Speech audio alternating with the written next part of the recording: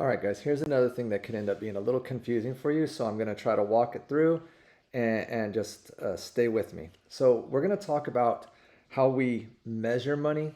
So in the United States, we have a designation of money. We have M1 money and M2 money. Um, M1 money is essentially your checking account and your savings account, some traveler's checks, and currency held by an individual outside the bank. So, M1, money in your pocket, money in your checking account, money in your savings account, and then traveler's checks. Now, traveler's checks, we don't use that much anymore. Back in the old day, you used to turn your, say, United States currency, you'd get traveler's checks and then turn that into British pounds or the euro or whatever. Now, since there's debit cards and ATM cards and credit cards that are good worldwide, most people don't do that anymore.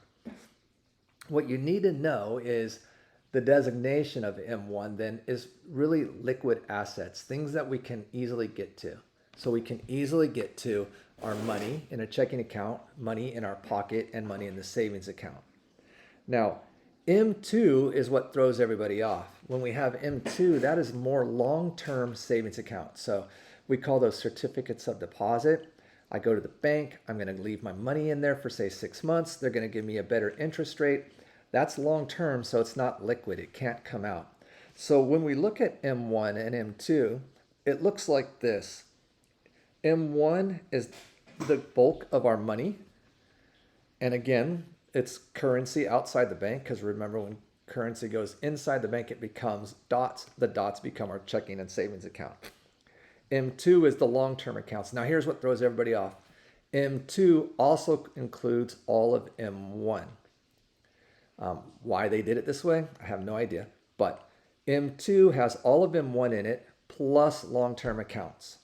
Okay, so they're not two operating completely different, but they are a little separate in that everything in M1 is also in M2, but everything in M2 doesn't necessarily have to be in M1.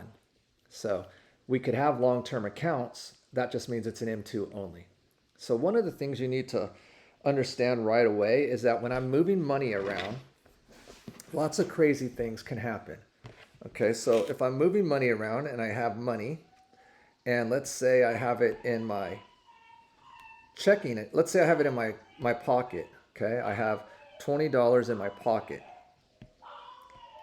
Okay, when I put that $20 into checking, right, it's still in M1 and it's also in M2, because remember, both of these are in M1 and M2. If I move it from my checking to my savings, right, it's still in M1 and M2. If I put it into a long-term account, it's now only in M2, no longer in M1. So you're going to have questions and test questions where money moves around like this. You need to understand that M2, say I move money from a long-term account into my checking account, it's still in M2 even though now it's in M1. So what you need to know is M1 can change. If we put it in a long-term account, we'll have less M1, but we'll have the same M2 because it was already in M2. If we take stuff out of M2 and add it into M1, we'll have more M1, but we'll still have the same M2. So you need to know that M2 in our questions at this point doesn't change when we move money around. Only M1 does. Okay? And if that's confusing, you're more than welcome to ask me questions about it. Okay? That's all for M1 and M2. Hopefully that helps you a little bit, and we'll get to some more money stuff in a moment.